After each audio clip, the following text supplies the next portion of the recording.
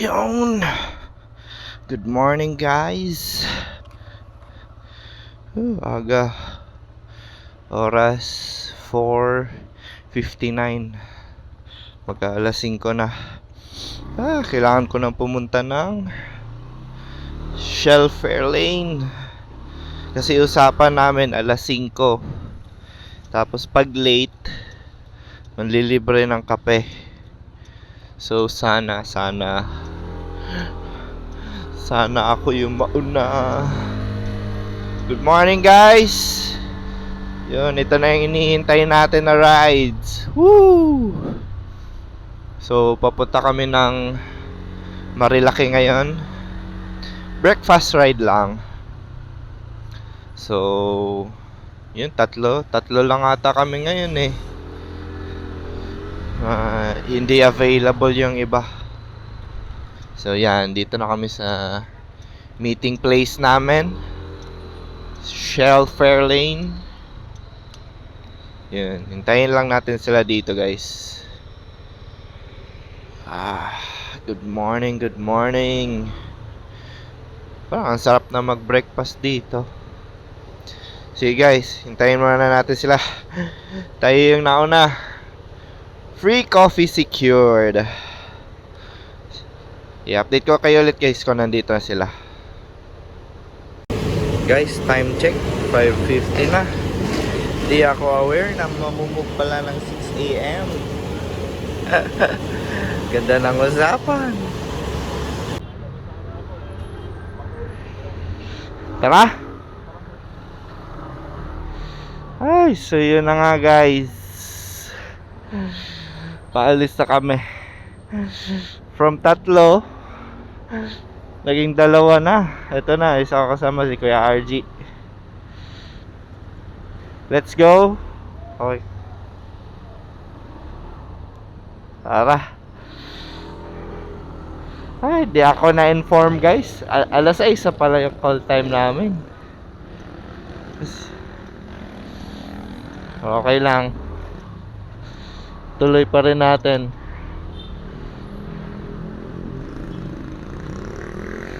So, yun, papunta kami ngayon ng Tanay, Rizal.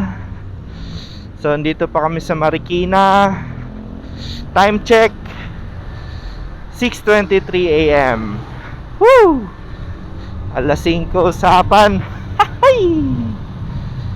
Okay lang yan, guys. It's part of the game. Dito pa kami sa Marikina.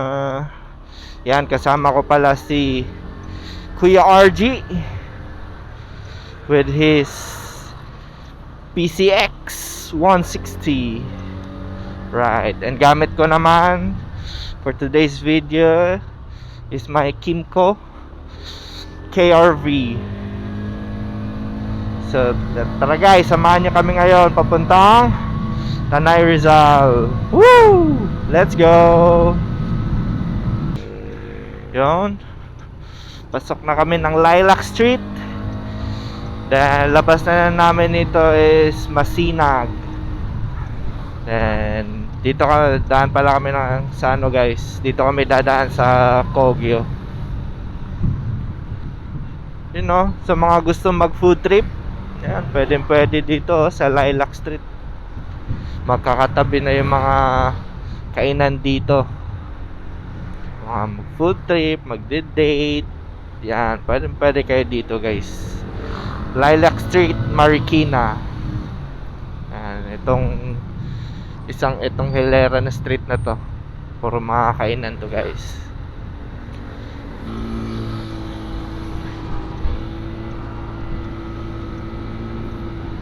So yun, guys, Masinag na kami. Then punta na kami dito sa U-turn slot going to Kogyo.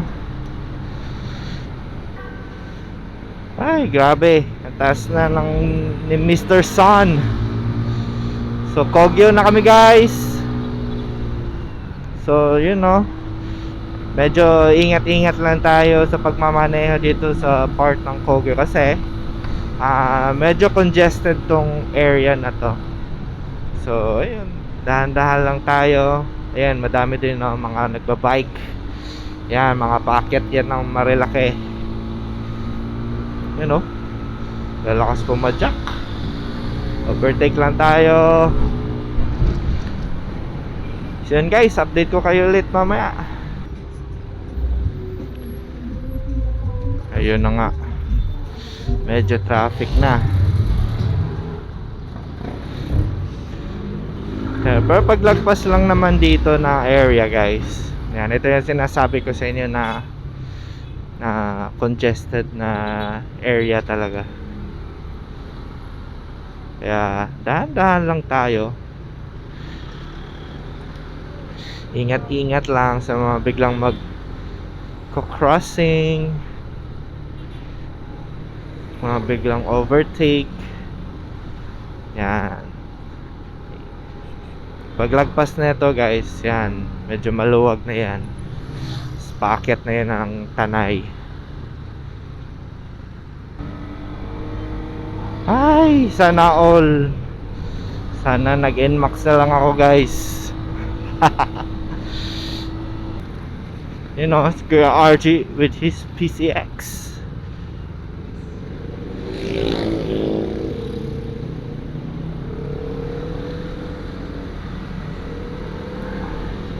Sabi sa inyo guys eh.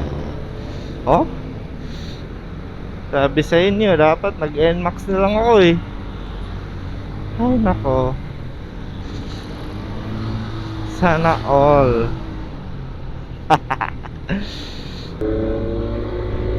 Yan, Shell, boso-boso na kami guys.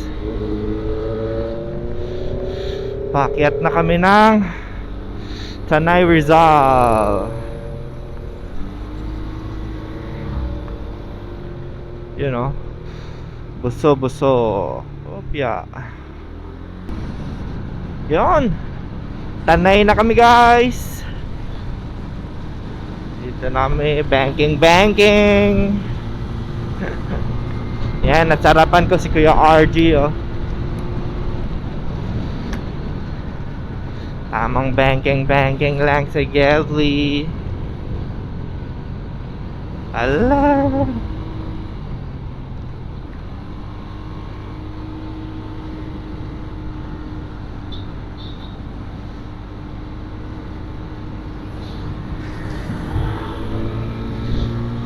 No? Pogi. Sabi sa inyo guys eh. Oh, nasa NMAX talaga ang true love guys. Sana all. Ay, mamaya pala may mga magpipitik. Pati rin sa click guys, may true love. Sana all. Oh, mga tropa to ni Kuya RG oh, mga naka PCX. You know. Atin guys. Uy, pitik.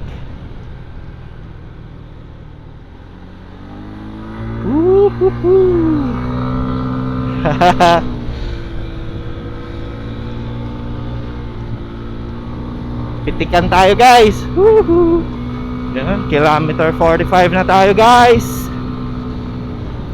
Maganda yung ano dito eh, yung parang garden nila. Lulupit na itong mga nagbabike na to. Garden cottages. Wow, ang sarap mag-rides. Woo!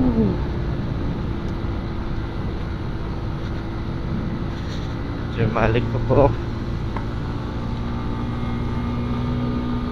Wow. Ito na, sinasabi ko sa inyo guys, nasa NMAX ang true love. Ay nako, sana all. Ay, Papa, sana all ka na lang. Ilang NMAX na guys, daanan ko. May OBR lagi. Ay nako guys. Yun, manukan na kami guys. Maganda rin tumambay dito eh. Dami kang makikilalang riders. Dito kami madalas nagbe-breakfast sa Cafe Catarina. Yan. Masarap din foods nila dyan. Dito guys, yan, tabi-tabi na yung mga kainan dito. Masarap mag-breakfast ride dito. Sana ilibre ako ni Kuya RG. 6:30 na nga dumating. Bago. Alas 5 usapan. 6:30 na dumating. Sana ilibre ako neto.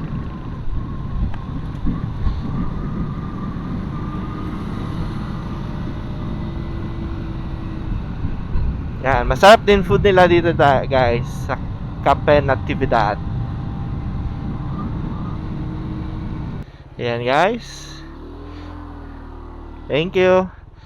Napag-desisyonan na namin dito kami sa Kabsat Cafe and Resto. Ayun, guide tayo ni Kuya.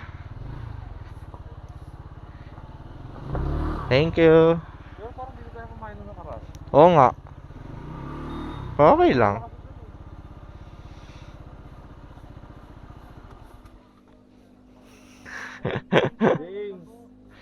James, ano na? Hi. So dito na kami sa Kabsat. Yun, Kuya RG. Naililibre ako dumating na 6:30. Yun no, delivery tayo niyan, syempre. Thank you sa kape, Kuya RG. Siyempre. Wow, kakain na. Tingnan mo naman kung sino yung dumating. Ha? Alas 5 usapan. Alas 5 usapan.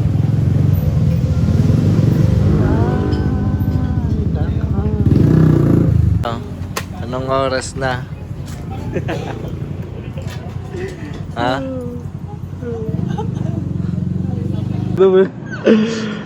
Alas 6?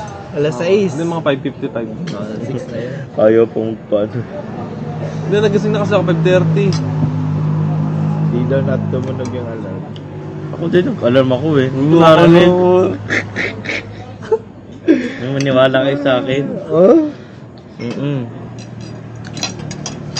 Grabe, ang dami na namimitik kanina. Ang dami ko Oh. ng pitik. Ngayon mo lang na-raid tong cellphone mo? Ay, yung... Ngayon mo lang na... umuwi Laguna eh. Ride na yun. Hindi ang kasapan natin. Malilibre sana ng kape sa James, no? Alas 4 pa nga yung nasuggest mo eh. Hindi, alas 4, nagising ako. Sabi ko, tulog muna ako, maaga pa.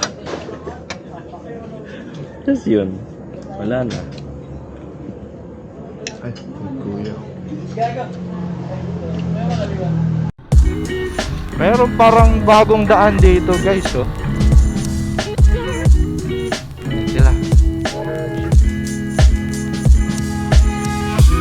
Ipaharap niya yung motor niya dito. Oo.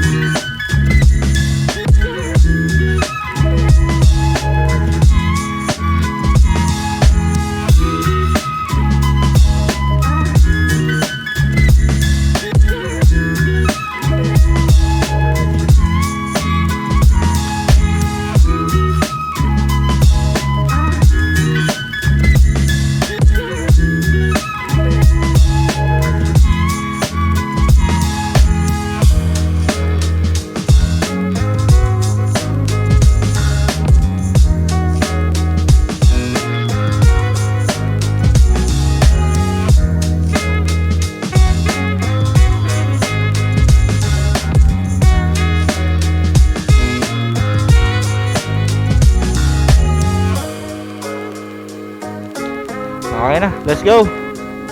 Uwi na tayo. Na, wala kayo.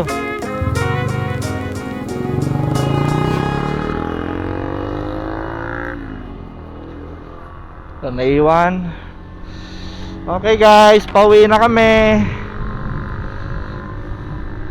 Sarap ng pagkain sa Kabsat.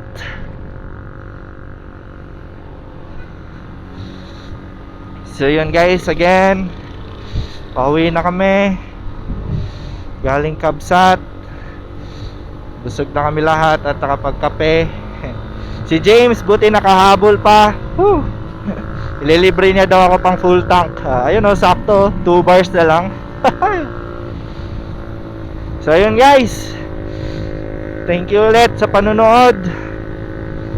Sa mga hindi pa naka-subscribe sa aking YouTube channel, please like and subscribe. Migs the Motorcycle Vlogger. And sa aking Facebook page, please like and follow na rin. Same din, Migs the Motorcycle Vlogger. So yun guys, thank you ulit. Thank you for watching. Ingat and God bless.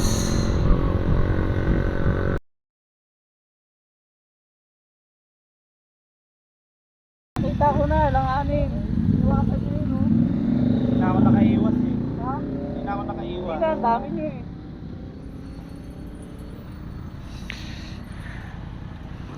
Okay ka lang? Optimistic, baka ano. Ito na talaga sir. Pa ako.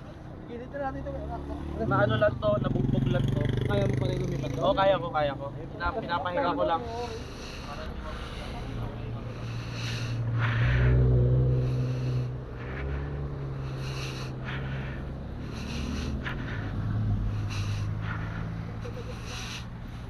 Okay lang si Madam? Ano yung isa po nangyari po? Kaya niya naman maglakad. Nabugbog lang yung right foot niya. Namaga lang.